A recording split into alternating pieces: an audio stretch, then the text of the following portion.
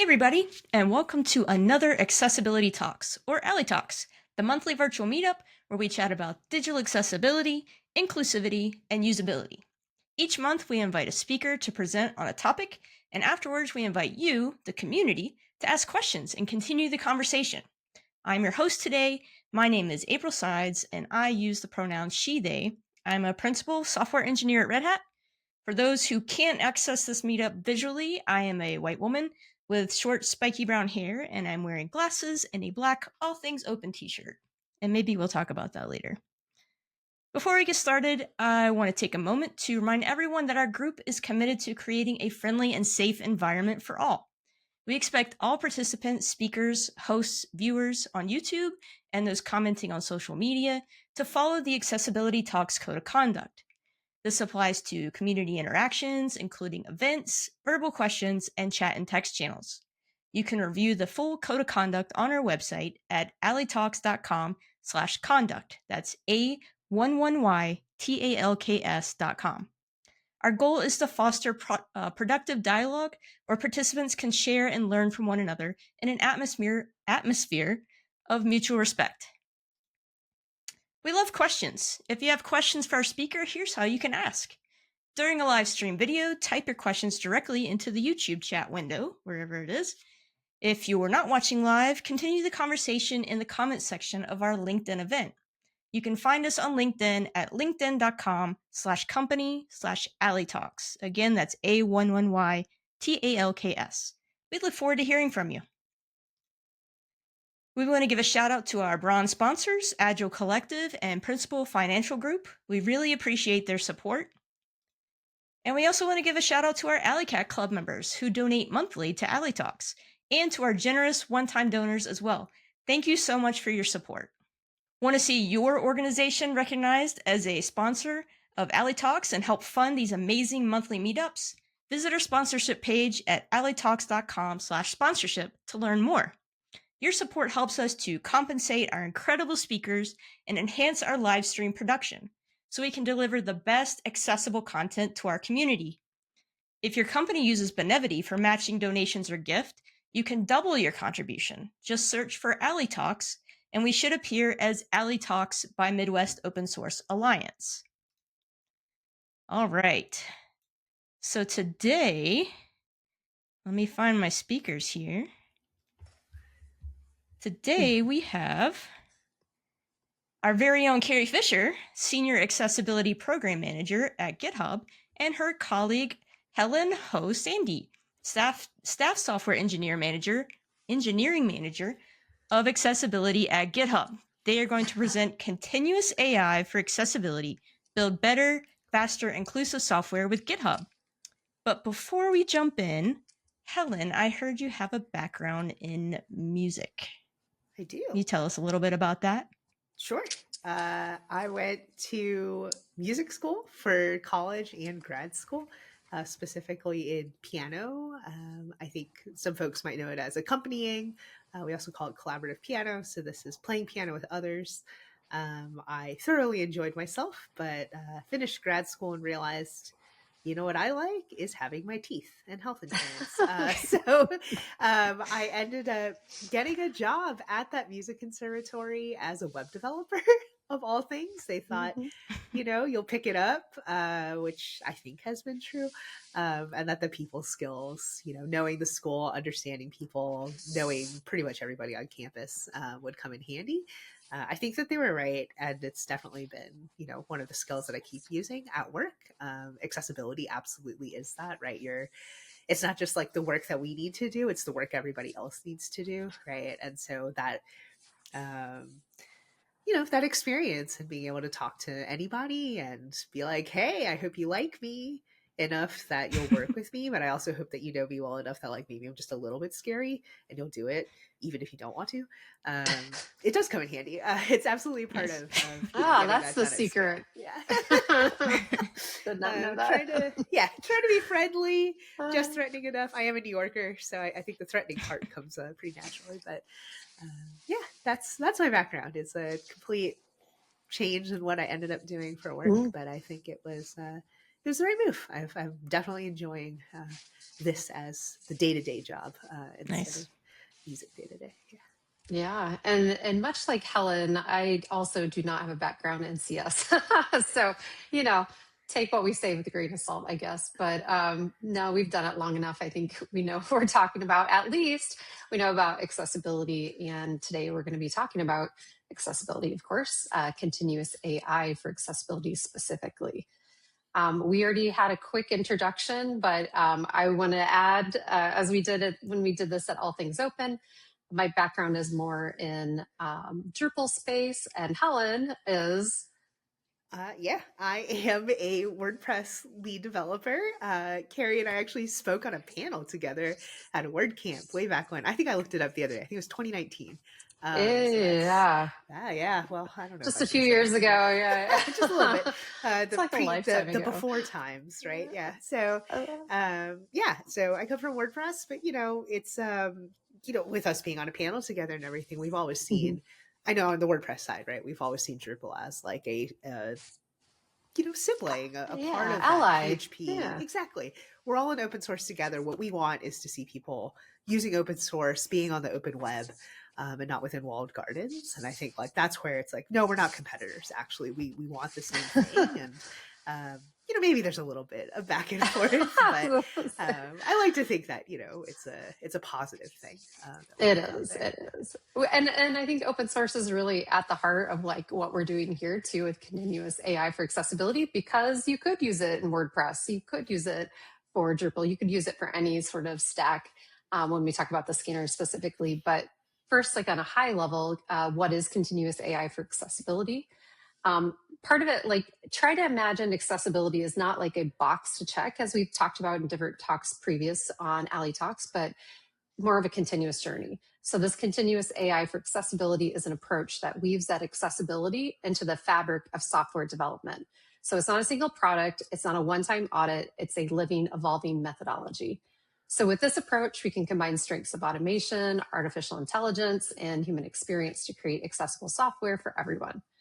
And by integrating those accessibility tools and best practices directly into the development workflow, we can empower teams to identify and resolve issues early and often. And that is really exciting to me because we're really talking about a mindset, and we're encouraging experimentation and open source collaboration, all those great things that allows everyone to contribute their ideas and their improvements. And so accessibility gets better with every release, regardless of the stack. Some high-level key features of continuous AI for accessibility. It stands out by offering an ongoing path to improvement. We kind of talked about that already.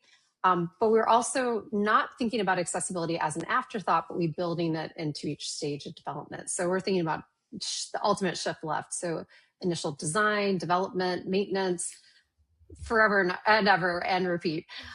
So this approach leverages powerful mix of tools such as the automated scans that we're going to talk about today. But also we have AI that's integrated to offer smart solutions. And of course, we need to keep humans in the loop. So we want to make sure that they bring in that context and empathy that maybe a AI or a scanner for accessibility would not be able to catch. So of course, this is grounded in things like WCAG standards, semantic HTML, ARIA, but then it also remains flexible enough to grow as the technology and user needs as the user needs change. So yeah, it's pretty cool. So why continuous AI for accessibility matters? So as we've again spoken about previous ourselves and others in the community, that it's not just about compliance, it's really about the people. So that 1.3 billion individuals worldwide living with disabilities, digital accessibility can mean the difference between independence and exclusion. So when that interfaces are confusing or inconsistent, those users can feel frustrated or even locked out of essential services. But when we design inclusively, we can create experiences that are intuitive, welcoming, and empowering for everyone.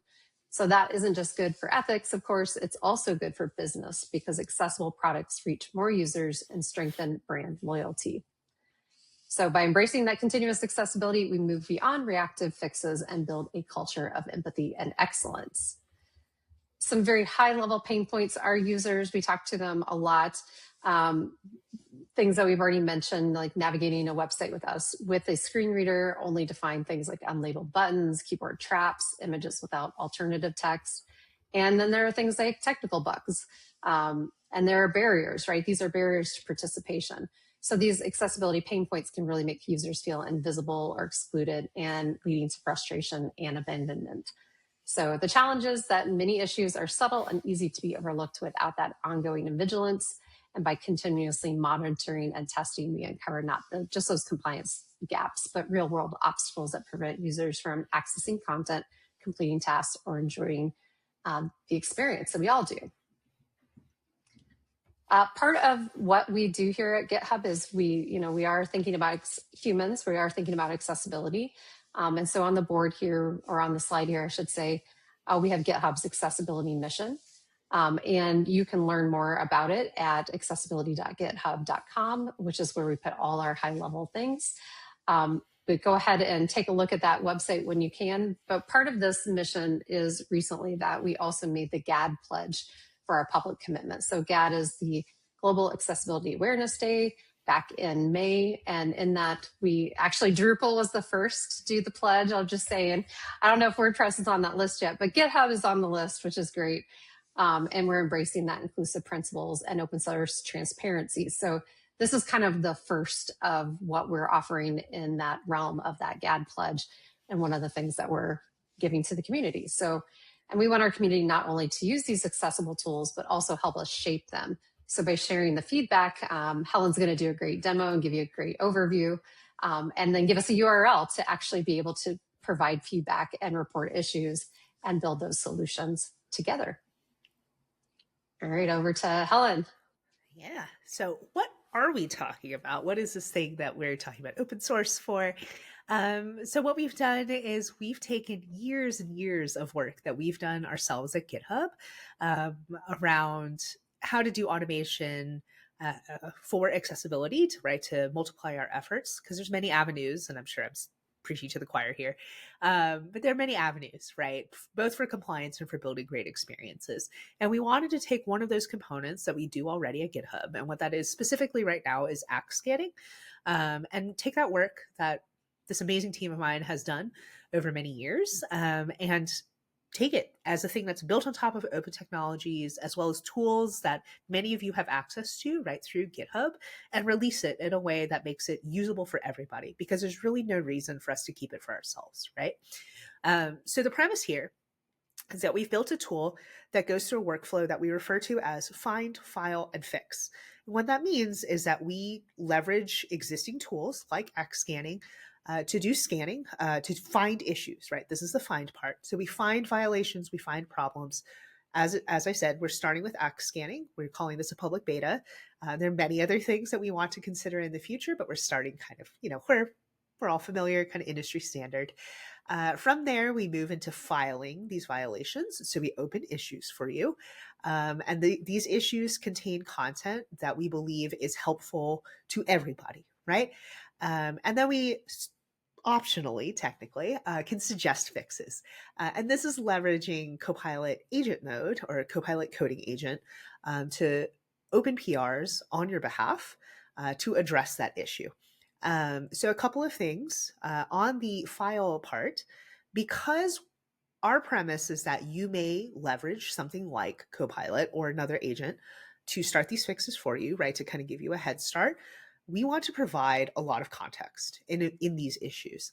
And I think a lot about agents, right? This agentic world, if we love buzzwords. So in this agentic world, what does that mean? I think of it as an open source maintainer, as somebody kind of like a new contributor, right? Like a new developer, early in career, somebody who's new to this space. They're really eager, they're really motivated, and they have very little context, right? And what that tends to mean is that without some guardrails, without some guidance, they're going to probably just add code, honestly, right? And a lot of the times what we need is to change something or to remove something. And that's why we want to provide a lot of context, because if you think about it, it's also the same as us as experienced engineers wanting to bring up a newer generation of developers too, right? Not just the machine. And so how do you provide enough context in these issues that anybody, right? Machine or human can pick it up and get started.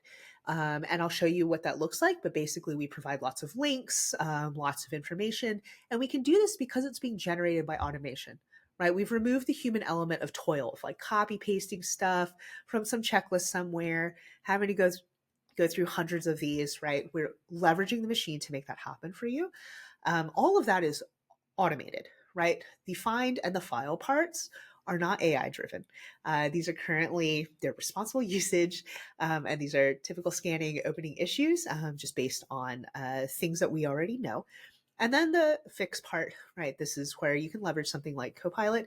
And what you end up doing, and I'll show you, is you assign Copilot. And so the action can auto assign Copilot to issues.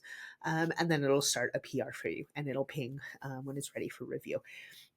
What's really cool here is a couple weeks ago, I actually thought to myself, what if I tried doing that on one of our own internal things at GitHub, a heading issue that was flagged, right? And I thought, okay, I think Copilot can probably figure this out so long as I give it a little bit more context about like the problem space, because the reporter had attached a screenshot, right? And so I just said, okay, hey, Copilot, I assigned it to the issue. I gave it just the small additional context of this is located in the sidebar in this feature area. And it kicked off, and in under 20 minutes, it had opened a PR that didn't just address that one heading. It had realized that it was a system level issue. It had changed the headings in a way that actually fixed two reported issues that we knew about for that area. So there was a human in the loop. That's very, very important. I reviewed it. The feature team reviewed it. We double checked it ourselves in a local development environment. We double checked it on our staging environment before deploying it live. There was a human involved in every step, but the code we ended up deploying ended up being entirely Copilot written. And I'm not going to lie to you, I was surprised. I really thought that I was going to have to adjust something myself.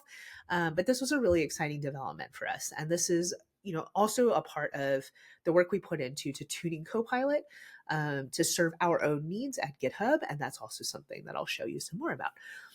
So now I'm going to switch over and show you what this is. This is going to be live from my browser. I'm not going to run it live just because it takes a little while and you don't want to sit through it. So I'll show you some things that I already tried a week ago. Also, fair warning, before I switch over, I use GitHub in light mode. Our slides are kind of dark, so it's going to go white. I cannot read at length in dark mode. That's one of my things. And my other thing is I have reduced motion on all the time. So here we go. I will share this with you. And again, I am sorry that it's going to go white. All of the developers out there are going, no, how dare you? They're all vampires. One of my own team members. I was like, Helen, I can't believe you use GitHub in light mode. What kind of engineer are you? All right. So this is what's so exciting. We have open sourced this repo. I will share a short link to it, or Carie will later on in the talk. But it is at github.com/github/accessibility-scanner. This is a public repository. We flipped it live at All Things Open last week. That was really, really exciting and fun. And what this is a GitHub action. And actually, technically, it's a GitHub action that contains a few sub actions to make things happen. And I won't read this out loud to you right here. You can head to the repo, check it out yourself. But there's a very nice long README. Carrie's done a lot of work putting in documentation as well as the team. And you can check it out and what it means to get started. But for the purposes of this talk, I'm going to dive right in and show you what it looks like when I run it on a demo site. So I've created a little demo site. It's hosted on GitHub Pages. I'm using an Astro-powered template that I forked. Like, I didn't fork it. It's using the template feature on GitHub. I made a couple of edits on purpose to make it low contrast, just to kind of, show the point. But that's what happens. This is just a Next.js app. Is it Next.js? It's Astro. And deployed to GitHub Pages. This is the default entirely from that repo. And so what I've done is I've set up a GitHub workflow. So hopefully you've had some experience with actions. If not, you might want to take a moment and learn a little bit more about what GitHub Actions is. Essentially, it's being able to run stuff, run scripts in the cloud in a consistent environment. And so that's what we suggest is you run it there, right? Because if you run it locally, it's kind of like the works on my machine problem.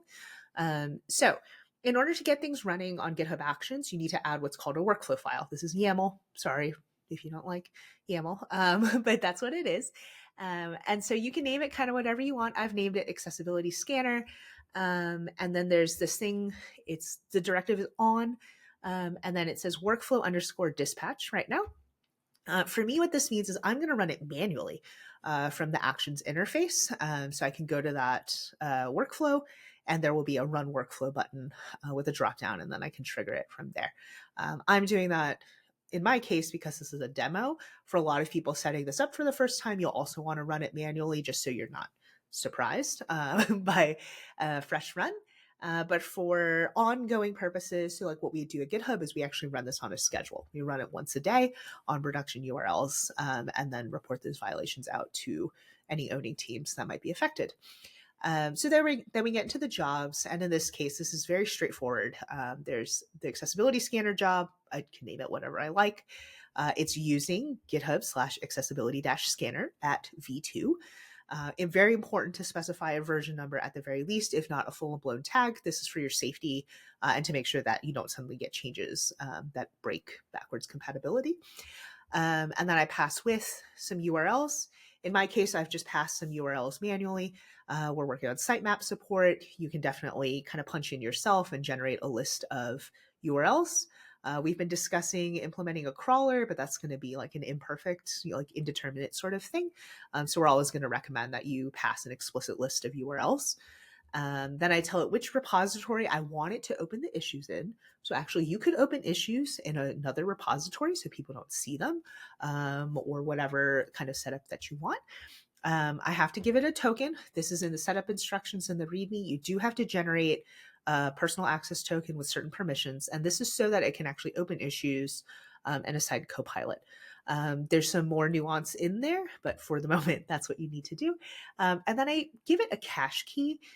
The reason for the cache key is because we don't want to open duplicate issues, right? So we leverage a cache in order to know what we've already opened before. And that way we can auto close things, but also make sure we're not duplicating anything. So again, this can be named whatever you like, or if you're doing multiple runs, if you're doing some sort of matrix setup, right, you can customize that. Okay, so let's say that I've run this from the Actions interface. What it's going to do is it's going to open up issues for me. It's found 4 issues. These are, funny enough, they're all color contrast issues. This is not unexpected to me because this is a very straightforward template. And then over here, in this list of issues, right, we can see that there's a pull request. So there's like a little pull request icon with a number 1 next to it, as well as a Copilot icon. So an avatar. And what this is telling me is that there is a pull request associated with each of these issues and that Copilot is the assignee for each of these issues. And this was all done through automation. I did nothing except press run workflow, and it's done all of this for me. So if I go to pull requests, I get the same corresponding thing where I've got 4 pull requests, and each of them has 2 assignees. It has Copilot and it also has me. And that is because it was my token that kicked this off. So when Copilot is done, it adds me as a reviewer, and that's its way of letting me know it's done and it's ready for me to look at it. So let's take a look at one of these issues. Okay. This one's titled Accessibility Issue. Elements must meet minimum color contrast ratio thresholds on scanner-demo. So that's the homepage. And under what it says, an accessibility scan flagged the element, and then it's a mail to link on the home URL because elements must meet minimum color contrast ratio thresholds. Learn more about why this was flagged by visiting and then the DQ University link for this specific rule, 4.10 for color contrast. Then it gives me more. To fix this, ensure the contrast between foreground and background colors meets WCAG 2 AA minimum contrast ratio thresholds. Specifically, fix any of the following. Element has insufficient color contrast of 2.53. It gives me the foreground color, background color, font size, and font weight. Expected contrast ratio of 4.5 to 1. Then additionally, it gives me acceptance criteria under a heading, and these are checkboxes, and they say the specific acts violation reported in this issue is no longer reproducible. The fix must meet WCAG 2.1 guidelines or the accessibility standards specified by the repository or organization. A test should be added to ensure the specific acts violation does not regress. This PR must not introduce any new accessibility issues or regressions. So we are really specific here with the must not, should language, right? And it is a directive for the machine. But if you think about it, this is also healthy for a developer, right? So that they know their constraints and they know what they must do, what they should do. In this case, because this is a very simple site, there were no tests. Copilot actually in its working session, you can view its working session, so you can watch the machine talk to itself, basically. It gets to that should directive and it goes, okay, it says I should add tests. I've scanned the repo, I've scanned the file structure, and I didn't find any tests, so I'm not going to add any in order to make the minimum required changes and follow my instructions. So that part is really fascinating. It actually does do its best to follow those directives. So then down here in this timeline, it says Copilot link to pull request that will close this issue. So now if I go to this pull request, it's actually been changed, and I'll explain that. The title says fix color contrast accessibility issue for all text site-wide. It's no longer talking about just the mail to link. But in any case, I'll get to that in a moment. It describes the problem to me. It writes really verbose PR descriptions. Sometimes I'm like, dang, I wish people that I see sometimes would write these. So it's got the problem. It says an accessibility scan flagged the email link. And then it describes the problem it found as it was scanning through. All text was inheriting the body's default text color, which was text neutral 600. So this is using, I believe, Tailwind CSS on a dark background of BG neutral 950, resulting in a color contrast ratio with all the numbers. And then it says solution, change the default body text color from text neutral 600 to text neutral 400 in the layout component, improving the contrast ratio site-wide to approximately 7:1. Which exceeds the WCAG 2.1 AA requirement by a significant margin. Also added explicit text neutral 400 class to links that needed the default color specified. So it's explaining the changes it made. If I go to the files changed, you will see that it's done exactly what it says. It added the text neutral 400 to a few links. And then in the layout component, it has changed text neutral 600 to text neutral 400. So it did exactly what it said. It's described it clearly. It actually gave me a markdown table for color specifications stating before, after, on, hover. It's got headings of state, color, hex, contrast ratio, and status. It's got emoji in it.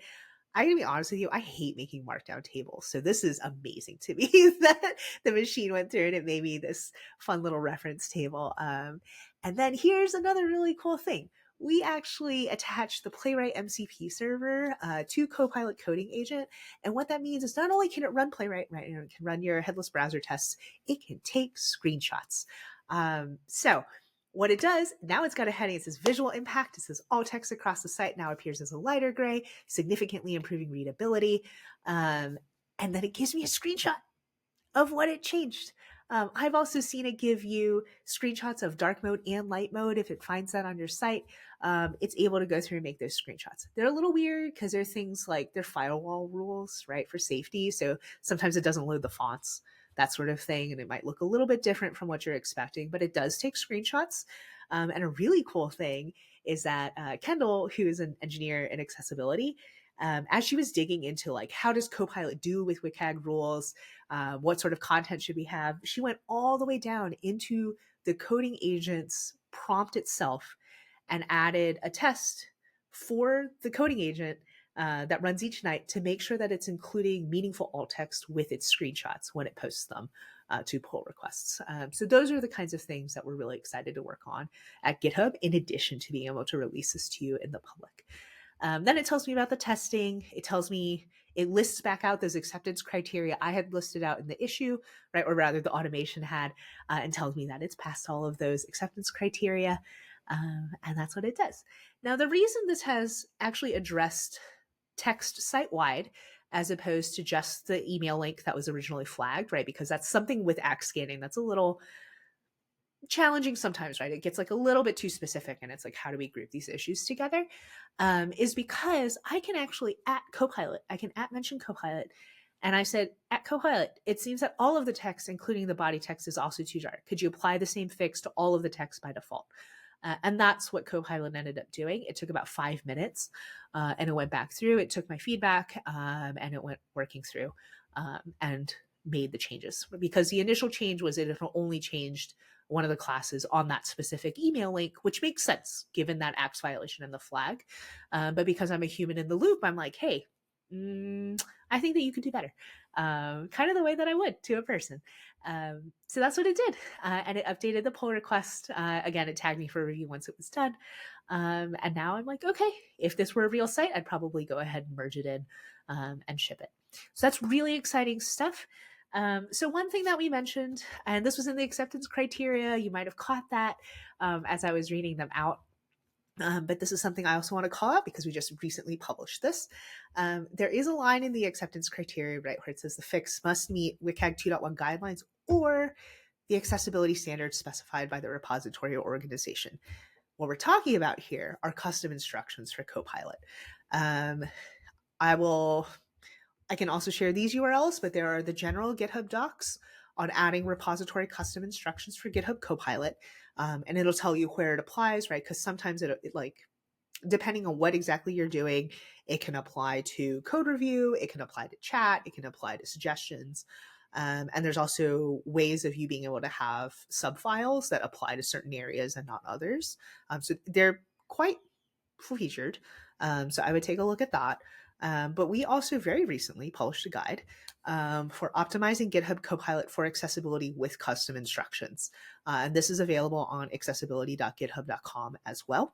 And what this does is it talks you through what does it mean to do custom instruction setup. It gives you links to docs, and it gives you some do's and don'ts for crafting effective custom instructions for the machine to follow when it's making these pull requests and other suggestions for you.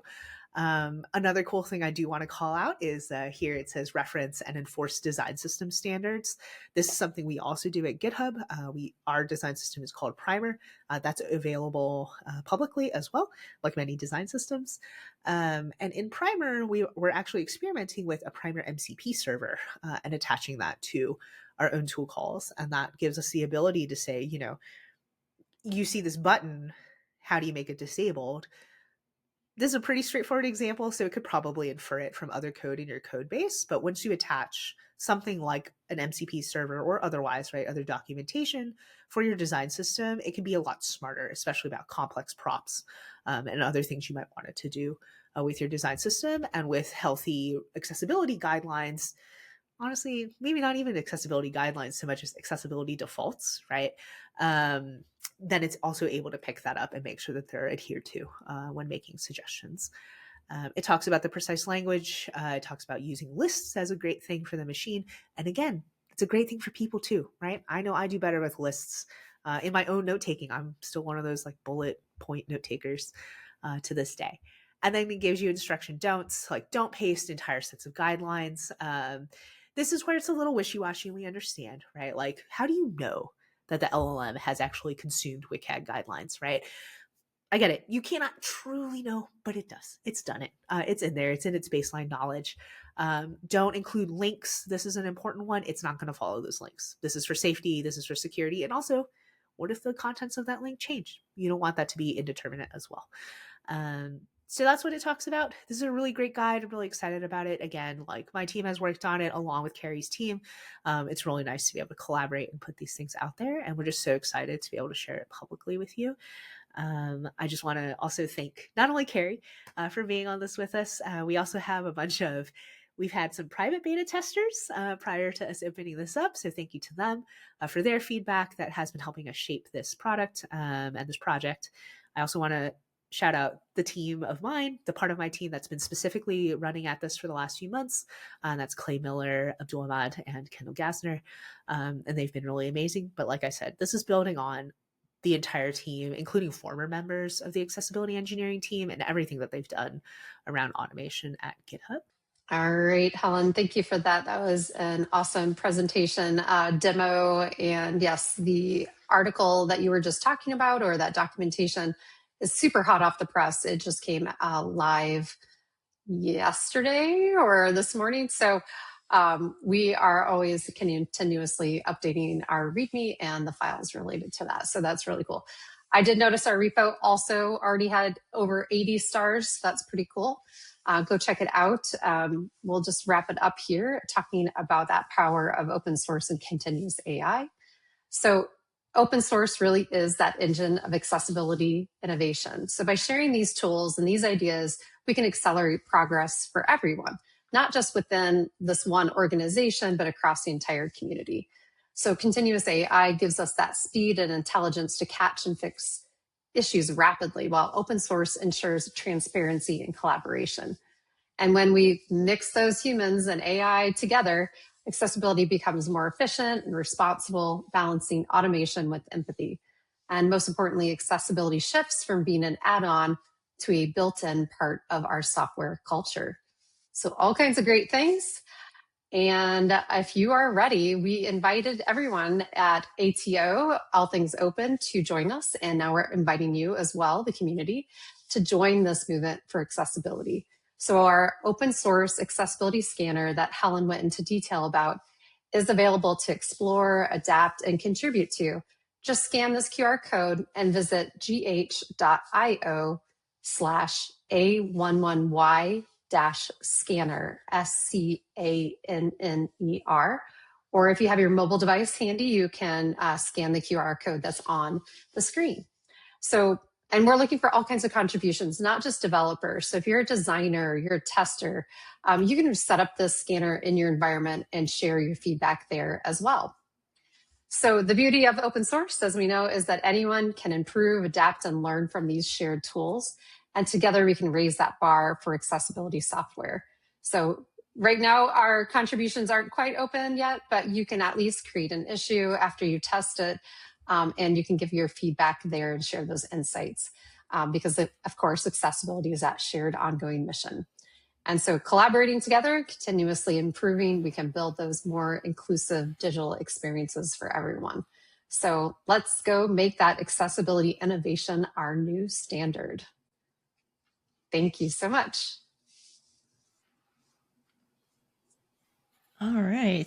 Thanks so much. That's really exciting, and I like that you are contributing open source tooling to the community. So I have a few questions I wanted to go through. Did you mention that, are you using this internally at GitHub? Like on internal projects? We are. So we have a couple of different things that we're doing in regards to ACT scanning. So this is just one component. This is what I would call the equivalent to production URL scanning, right, for us. And that's something we run once a day on a schedule. When I mentioned that there's sub-actions inside the action, the reason for that is I've already gotten a lot of questions about this, which is, can you do things like the file part, like open the issues in a different tracker, right? I know for us in WordPress, like we use Track. I don't use GitHub for issue tracking anyway. And so that's a very common question. And we actually do this at GitHub, is we kind of peel apart the action and we use the sub actions, because when we actually open the issues, all of the individual violations go into one repository. That way we have them all grouped together, right? And like maybe we want to do stuff with it. This is another avenue of exploration, is like, hey, Copilot, group some similar stuff together and then fix it all at once, right? But also because we have many, many feature teams, right? This is a big product, a big company. And that way each of those feature teams has a single tracking issue, and we actually leverage sub issues. So they'll have a single tracking issue, and then all of these individual violations in a different repository are attached as sub issues, and that way they can keep track of them without their own repository, like their own working repository, being cluttered up. So that is something that we do, and we do use that internally. And we're also using something I didn't point out, and that I should have, is that the action also supports authentication. This is through Playwright. It's a built-in Playwright feature, and we actually do use that internally on some of our own like intranet type of stuff. So it's leveraging auth and that ability from this action itself to be able to log in take action. It's not doing interactive tests, right? But it's able to like log in, do the things, right? Get to the thing, and then run the scan. So yeah, we do use it internally. And currently one person is actively working on using even more of the action itself internally. Well, I know some people call that eating your own dog food. It might be more like drinking your own wine. That, I don't know. Did you want to say something, Carie? Yeah, I was just going to add real quick. I went ahead and ran it on our version. So A11yTalks.com is on a Drupal instance now, and I ran the scanner on it. And the really cool thing, and one thing that I don't think we talked about either, Helen, was that if I wanted to, let's just say I wanted to go to wordpress.org or .com. I don't know what WordPress is on anymore, but I could go and I could actually scan something that I don't own as long as I have that public URL and those specific like pages. So like I could go and look at your site and be like, "Ooh, I know it's wrong." And when I did it, on our site, I was pleasantly surprised that we only had like a couple issues. One was an H1, which technically isn't a WCAG fail because it didn't have it or something like that, or the order was wrong. But then there were a couple of minor color contrast issues that we found. And this is great because we want to make our site more accessible. And now I have a reason to test the scanner, right? And then be able to fix that. But we did talk, Helen, I know a lot one-on-one about like, what does this mean when you do WordPress? So what do you mean? What does this mean when you do a Drupal site like a CMS? Not only author contributions, but those, like you said, the modules, the add-ons, the whatever it is, the themes, and what do you do with that information? Let's say, like, do we report it? Do we share it? Do we, how do we, share that information? Because again, this is open source. We'd like to make sure that things are more inclusive and contribute. Yeah, there's all kinds of, right? Yeah. Contribute. Exactly. Yeah. Documentation. This is a form of documentation because it doesn't take a lot once you get this set up. Yeah. I think that's the trick here. Like that's a trick for so many projects, right? It's like we can write code all day, maybe. But it's the documentation that's really what's gonna do it for us, right? And like I think that actually becomes all the more apparent with things like AI in the mix. Is like I find that it reflects my poor writing back at me. Like when I'm being lazy, I'm not saying that I'm a poor writer. I'm saying when I'm being lazy about it and I just kind of like fire off like a, not so great sentence at the AI. I'm not mean to it because I'm not trying to, be the first one to go. Yeah. Wars. When our evil overlords take over, you want them to be on your good side. Right, exactly. I'm not rude to it, but sometimes, I fire off a lazy sentence and like, it's kind of a mirror back at you, right? Like if you feed it garbage, right? It's garbage in, garbage out. I think that's really interesting. But like we as humans, we kind of hate that, right? Like your first reaction is be like, "Oh, this thing is bad. AI is bad." You say no. You say get blame, and then you look at it, and then it's actually you from a couple months ago. That never happens, though. That never happens. No. Okay, so I have a follow up. I have a follow up to this conversation. So have you noticed that? Have you noticed that developers are learning accessibility through this new workflow, or are you seeing repeating issues? That's a good question. I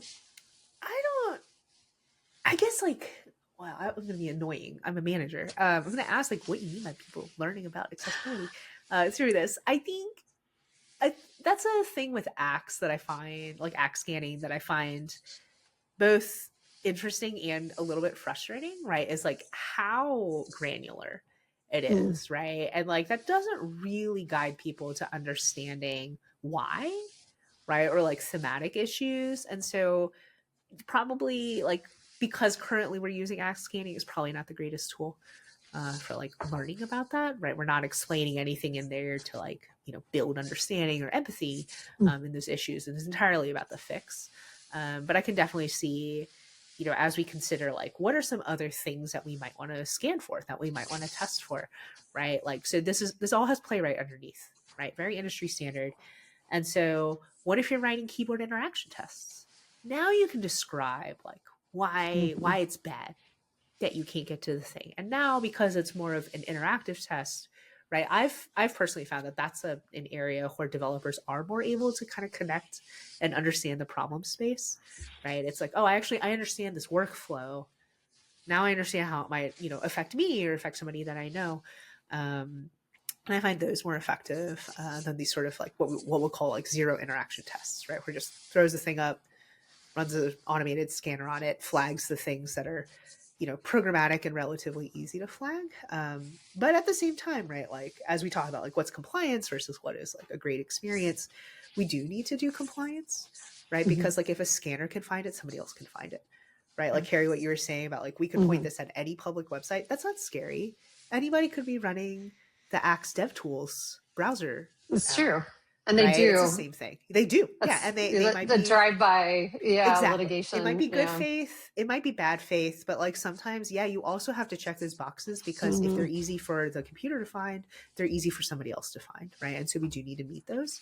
And I think that has been something that's helped people's understanding of like, it can be a little annoying. It can be toil. And that's why we're trying to give you the tools to be able to like move at a higher volume, let's say, right? Like for me as a manager, I might have 2 minutes in between meetings. I could definitely review a Copilot PR. I can't spin up a whole PR by myself, right? In that time. And so that's what we're seeing too, is that. And I think that's a really good point though too, is that you could automate it. We could automate it. You could take what we did and automate it so your PR goes straight through without a human in the loop. Well, we intentionally put a pause in there to have that oversight. Because again, you're thinking of Copilot is your Copilot, right? It is not the pilot. It's your junior dev. And are you going to give junior dev full reign of all your code base without some guardrails? Probably not. Hopefully not. And so you branch, you can create a new branch and you have different options to be able to give that additional oversight that you need in this kind of situation. So I think that's part of it. There are a lot of hoops to jump through in order to get to like the point of like you just straight auto merge the vibe, it opens it as a draft PR, first of all. So you'd have to mark it as ready for review. And by default, the rules are that it cannot be merged without an approval. Like if you actually use branch protections, which you absolutely should. This is under rule sets. If you require an approval to merge a PR, neither Copilot nor the person who kicked off that request count as a required approver. You actually have to get a pull request approval from somebody other than yourself if you're the person who kicked off that PR. Technically, yes, but there is a YOLO badge in GitHub. So there are reasons like, hey, you want to merge on your own? You created it and you merged it? YOLO. Yeah. And I have a few of those badges, so I don't know. It's not perfect. Guilty as well. Yes. Oh, I wanted to add just real quick because I want to say something from the customer perspective. And if you ask a question related to it, I can always just copy paste it later. But I was going to say that you were asking, do people learn from it? And I actually have seen that with one of our beta testers who has taken what Copilot keeps suggesting, like particular like color contrast, and has written it into their custom instructions. So not necessarily that they as an individual have learned, but they have learned how to train Copilot that they're using to be smarter and to say, okay, these are our standards, or like what Helen did. Like, I don't want to just fix one link. I want to fix all the colors. And so there's a different, like, if you are considering that a human learning, right, in this concept of what is a human and what is learning, that is a case where you could continuously, in theory, you get so many prompts in your custom engineering that in theory you could just be a lot more hands off the more and more you do it in theory, right? Yeah, but having that option to tell it to look everywhere, I think, is the importance of having the human in the loop to be able to make it more effective and fix it more broadly. I had one more follow-up in this kind of realm. Do you have any recommendations for successfully integrating this tool into existing workflows and maximizing the team buy-in? I mean, most of it, I think, boils down to programs. So I don't know, like, I feel like Carie can speak most effectively to it. I will say at GitHub, we do things... they're pretty typical for like large engineering organizations, which I think is like probably not the typical group for this audience. But in that type of organization, you're going to have programs around like ensuring that you're meeting certain standards. They're going to be regular check-ins, possibly something like a scorecard. These are very typical for large engineering organizations. For smaller ones, it's such a mixed bag. I feel like in the Hmm. world of, I know like over in WordPress land, like in consultancy land, right? So I was at a consultancy for a very long time, over a decade. And I know there it would be much more around like, is it written into the contract? Right? Like the ownership Mm. really comes down to like the account manager or a product manager or project manager, to ensure that they're like meeting these requirements, and holding the team accountable to it. And, you know, honestly, sometimes with engineers, we want them to understand that this is a baseline expectation of you. This isn't a nice to have. This isn't something you can leave for later. I think that attitude still persists. And a lot of the work really comes down to like, how do you make people understand that, like, much like we've Hmm. gone from, you know, test driven development as like a thing you talk about to, yeah, you write tests, right? Like you write tests. That's just how it works. And whatever it means for accessibility, that it hasn't gotten to that point, but that's what it should be, right? This isn't something, your job is not done. You haven't done your job if you haven't thought about accessibility, if you haven't met these standards. And, you know, sometimes it's like, do we appeal to the ideals, Hmm. right? Or do we appeal maybe a little bit to like human nature in a lot of ways? For me, there's like a little bit of spite in there, right? You know, like, why shouldn't you be able to do it, right? Like a little bit of that, like you can play into that.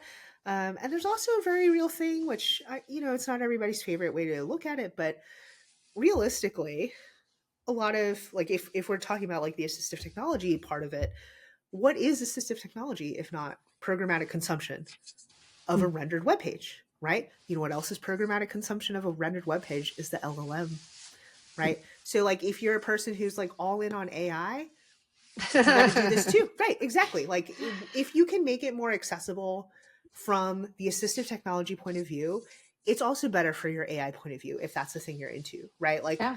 there are browsers out there, like AI I was gonna powered say your browser browsers. scanners, your Yeah, robots that are not even the just tracking your scanners, but content. like Yeah.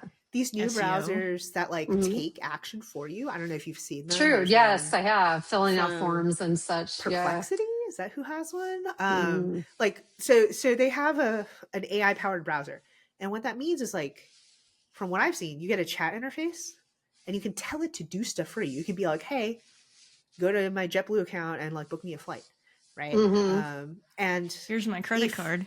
AI. well, it's like already in there, They already know. presumably. I mean, Like True. yeah, right, like use a password manager and log in, and then use a saved credit card yeah. and like do the thing. And I had somebody tell me, a coworker tell me the other day, that they had asked whatever AI they were using, I think the browser, to look at photos of somebody in their Google Photos, look for the types of jewelry they were wearing, and Mm. find something similar and make some suggestions for like what to buy. And it's like, I don't know about that, bro, but like, sure. I mean, that's interesting. Like, that's an interesting flow. But if you think about that, right? Yeah. Like, how is that workflow better enabled if your product is more accessible? Right. And like, Hmm. maybe some people are going to hate that. Maybe some people are going to love it. But I think that's what I mean by like playing into human nature and playing into like the people that you know, what motivates them, what surrounds them. Is like, I don't think that it's bad to leverage other ways of motivating people to get No, better. I mean, essentially, you're going back to the concepts around like what is a motivating factor for you as an individual, as an organization, and like everybody is going to feel differently about it in different contexts. And you would hope that the carrot versus stick, you would hope the carrot would work, but sometimes it's the stick that ends up being in your back pocket, at least as an option. And so I think going back to the original question about like how you get this, involved, how you get organizational level buy-in, essentially is that you find out what that motivating factor is. And so for a lot of our beta testers that we're working with right now, one of the big pushes is a change in the ADA laws. So in America in 2026, which is in April, which is not very many months from now, they're going to have a new standard of WCAG that they must be required to meet. And if they don't meet that requirement, then I assume funding will be pulled, or some sort of stick enforcement would be happening, a fine levied. I don't know really what the enforcement model is yet, but that's really encouraging them to get ahead of the ball and really kind of pushing. That's kind of really how this conversation started with an actual sales team member who came and said, this is a problem that my customers are having. And then we were like, well, we're already doing this. Like, let's like pair up together. Let's take what we did. And by we, I mean like Helen and the engineering team primarily, but like it's super complex and spindly and very like GitHub centric and specific. So like, how do we take that, tease apart the parts that could be more generalized, and then package that up and then give it to you, April, as open source maintainer of something, right? And you can take that and then you say, oh, I like that. And I'm going to spin it off and spindly, go this way and that way. And then you can make it what you want for your particular, your stack or your environment or whatever it is that you need to do specific to your needs, right? Or even like you say, WCAG 2.2 AA isn't my standard. I want AAA. I want to create new rules. I want to do whatever, right? Like sky's the limit. Imagination's your limit in this case. It's pretty cool.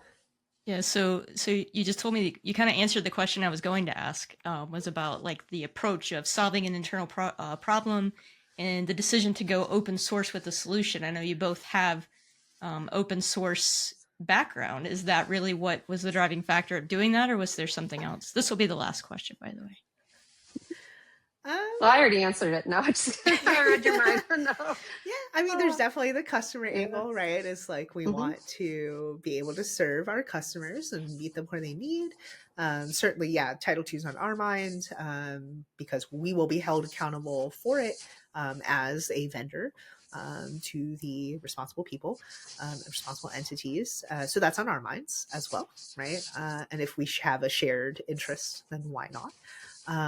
There's some element of like, I mean, we just want it to be as easy as possible, right? And like, it's a lot harder to use private actions, quite frankly.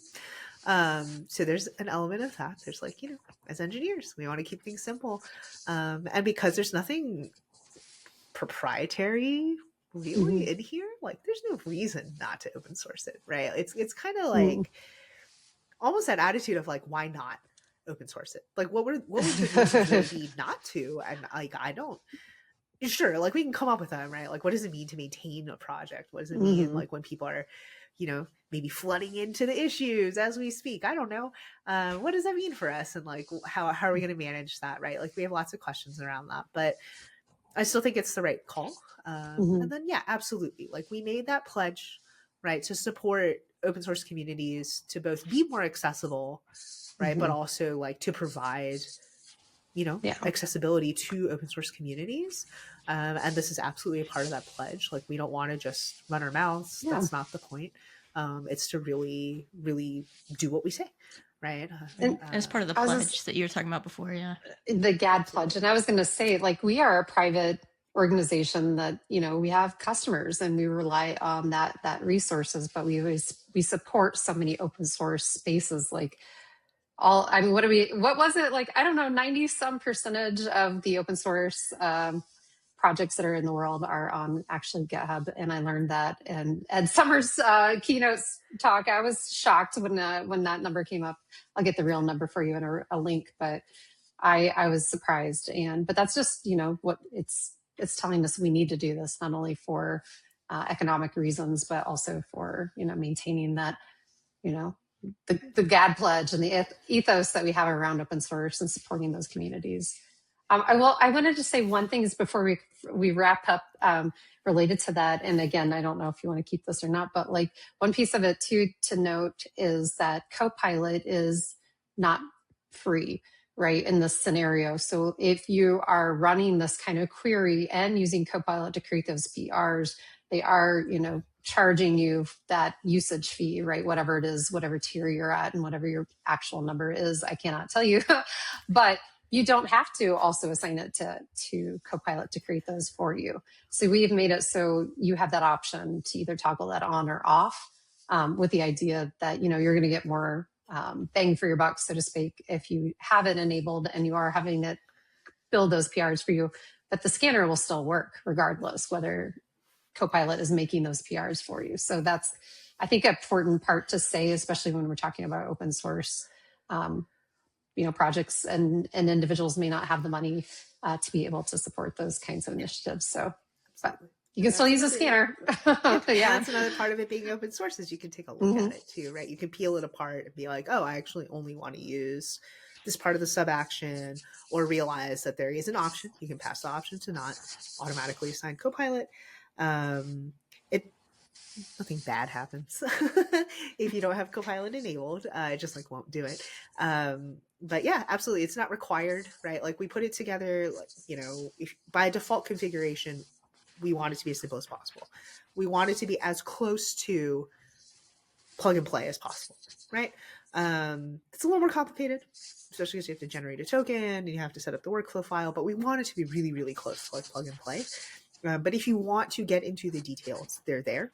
And being open source also supports that, is that you can look at it. You can make sure that like we're not doing weird things in the background. We're not collecting your data in the background. Like, we're not getting your credit card information, like not mining scanning crypto, your photos. using your actions. Oh minutes. shoot, Yeah, that's what I was gonna do with it. Yeah. I was gonna mine some crypto. Yeah, so that's another part of that beauty, right? Is like, sorry, we are not doing that. No, we're not. We're not. I was talking to somebody about this probably just yesterday, honestly, which is that, you know, what is open source really, right? And like, what does it mean to be open source versus having an open process? And yeah, this is our project, and we may take it a direction that doesn't immediately serve your needs, right? Or we may not prioritize the thing that you're asking for in the issues. And, you know, as maintainers, like we get it. Like it's frustrating to be that person who like reports it, spends your time on it. Like it's not necessarily a priority. And that's just kind of how it is. And I think that's something that in a lot of ways we have to get better about. Going back to those roots in open source is like, I'm not a patches welcome kind of person. I'm not you can just fork it kind of person. Like I want to be welcoming. I want to include people. At the same time, like that is a part of it as well, right? It's out there. It's under MIT licensing. It's very permissive. You can do stuff to it. Try it out. Maybe you contribute it back. Maybe you don't. I'm not going to be, you know, a purist about it. What I really want is for you to try it. Tell us how it's working for you. Hopefully we can improve it for you. Like I said, I would like to explore things like Copilot grouping similar things together. So I'm really cautious about not having like a snake eating its own tail situation. So I don't love when AI produces the content and then takes action on the content. That's not my favorite thing. YOLO. Yeah, well, a lot of AI is that, though. It kind of like takes its own maybe steps. Helen's a Slytherin. She might be. I'm a Hufflepuff. That makes me sad. Not that there's anything wrong with that. I've legitimately never thought about this. Just like assign whatever they want to be. I just think it's a really interesting space. And I know that one of the things we're really looking forward to is getting into CMS specific instructions. I don't think it's going to be configuration really. I think this is going to come down to advising people on how to test your CMS setup effectively, because that's a problem 1000% as it is today, right? Like if you have visual regression testing running on like a blog or a magazine site, that gets thrown off the second the content changes, right? So what does it mean to even run this type of testing on a content-centric site in the first place? Continuously. Exactly. Yeah. So it's going to be much more about recommendations about how to have like an effective and healthy testing setup, because you don't want to have false positives. That's like the fastest way to getting people to ignore your tool, to ignore these things. And so I think those are all really exciting things that we want to work on and are working on. But yeah, like right now, what we really want is we want to enable those customers who are staring at Title II. Honestly, I'm just not going to lie to you. And this is the perfect time to remind you, this is a beta and mileage may vary. There's a big asterisk that says on the README, like, caution, right? Like we cannot guarantee that Copilot is going to create an accessible PR. And if you're pushing that PR because you think it's great onto your production code and it breaks something or causes an issue for a human that's using your product, right? Like, you got to be cautious, I guess, and make sure that you have your experts, not only humans in the loop, but experts who know about accessibility, proofreading and double checking and retesting once it's actually out there as well. So like there's a lot of crossing of T's and dotting of I's that need to happen beyond, trusting AI and the humans, right? Like, so yes, beta. We hope it does free up the human experts to tackle the complicated problems that can't be caught in scanning. right? Like that's a big problem that we also see is like everybody's resource constrained. And so Right. how do you kind of multiply the people you already have? We don't want, like, I know I'm a manager. I really don't like the idea that I ever come across as saying like do more with less, right? Like that's never ever what I want to promote. But it is also true, like we have a lot of stuff we have to get done and we're probably not hiring, right? Like, you know, not GitHub we, but like the environment Tech out there, we, right? yeah, Like, yeah, it's rough. tech we, public sector we, right? Like, what does that mean today? Mm-hmm. And so, how can we help you free yourself of the toil? Right. And we have found that like Copilot is pretty effective with these types of fixes Yeah. because they're targeted and well defined. Right. That's why they pair well together. Now, if you go Mm-hmm. and you ask Copilot to build you a whole new UI component, I'm not promising you anything. Right. I'm not promising you anything on how that's going to go for you.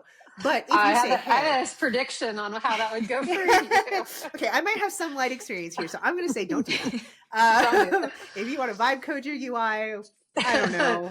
Maybe I don't want to address yellow. That. Sorry, But I that's think our for, theme. you know, but again, like because we're talking about things that can be detected in a programmatic way, those are things where yes, the machine is probably going to be pretty effective in addressing those because they were programmatically detectable in the first place, right? And so again, that frees you up of that level of toil so that you can focus on the things that are hard, focus on the things that are hard to automate. Like, you know what I totally forgot about up until we started talking to like some government customers. I was talking to some friends who work in federal contracting. PDFs. Totally forgot that that's a I thing. did not. I did not, unfortunately. Yeah, PDFs, your presentations, like anything that isn't considered like archival material also has to be remediated. And a lot of that requires people. You know, so yeah, let the machine do the things the machine's good at, and that way I can go focus on the things that the machine can't do for me. And you and I have talked about that extensively too. It's like this is using X scanning, X tools. They're under the hood of all these things like Lighthouse, Microsoft Accessibility Insights, and Mozilla, and all of those kinds of like accessibility scanning checkers. This is more about that continuation, but also like what you just said. You're freeing up an expert's time that I'm going to spend writing out an issue, maybe in not as much detail as you would like, or adding a fancy table like Copilot did. I'm going to create a PR. Like that's at least 2 or 3 hours right there of my time. You're spending me at a premium versus like me looking at a PR and reacting to it as an expert and saying, yes, yes, no, no, no, let's modify this. And then, you know, maybe it's the same amount of time, but it's more quality time that you're putting into the actual into code, not necessarily like the process. Like for me, again, doing program kind of work, I love that it does that for me, and it does free up a lot of time. I've already automated a lot of my systems with a human in the loop as well. But I know who likes to write documentation. Obviously, nobody in the open source space, because that is the number one problem, I think. So contribute, please, to your documentation. Cool. So thank you both so much for this exciting. I know you're very exciting. Should we keep it's coming talking? through. Your enthusiasm is coming through the screen. Hopefully, to everyone else, you're really excited about this, and I can tell. How can people get in touch with you and contribute and like get involved with this project? Yeah, I'm going to recommend that you head into the issues of that repo. We will, for the moment, right? And unless we learn differently as we go, but let's treat it like a classic open source project, right? We've got issues. Cool. You can open issues in there. We're going to take a look at them. Like I said, you know, I'm not promising you anything, right? But we will hear you. Nice. And I think that's really important. She said that she's accepting patches. No, I'm kidding. You can open them because I can't turn off PRs on GitHub. So she's just gonna like leave. She's like, I'm out of here. Bye.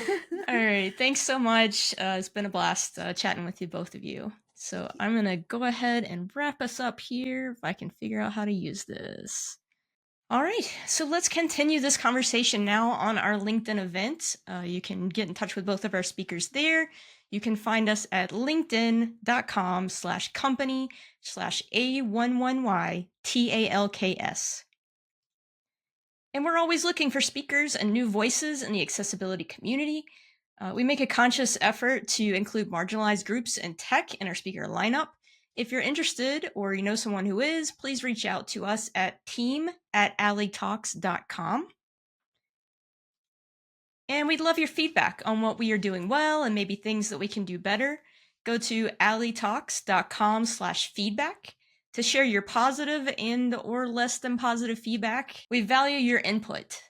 We appreciate anything that you can give us there. And subscribe to our YouTube channel. Hit the button wherever it is on the screen and never miss a talk. You can follow us on LinkedIn.